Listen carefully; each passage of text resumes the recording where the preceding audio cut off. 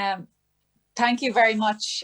Good afternoon, Madame Rajavi, distinguished guests, and all other women who are with us today throughout the world. Happy International Women's Day.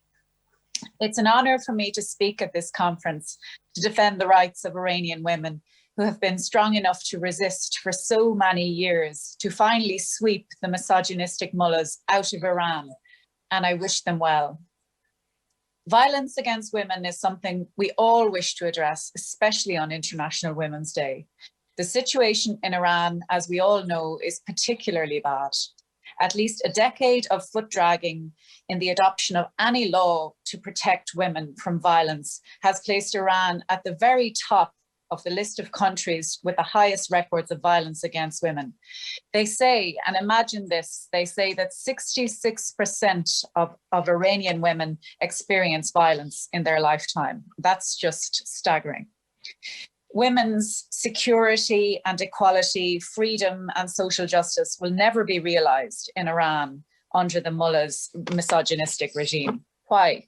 Because violence against women is effectively sponsored by the government, and it is institutionally, in the laws, it is institutionalized by the laws. Iranian women are smart enough not to heed the empty promises of the regime. Instead, as other speakers have alluded to, they spearhead and lead the protest to overthrow the misogynistic regime and courageously pay the price for doing so. It's great to see you, Madame Rajavi, and I was very pleased to meet you in Paris a couple of years ago.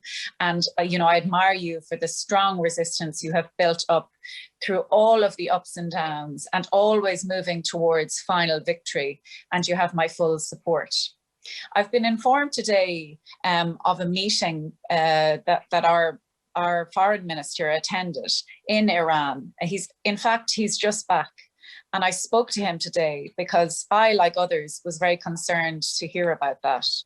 And it's important to emphasize that that meeting was in the context of Ireland's role on the Security Council. We're a new member of the Security Council, and it is in the context of a nuclear security.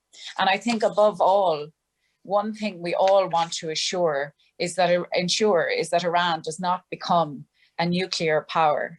And it is an agreement that was put in place some years ago that had been, that Trump had done away with, and now the Biden administration are keen to reactivate and reestablish. And it is purely from a security point of view.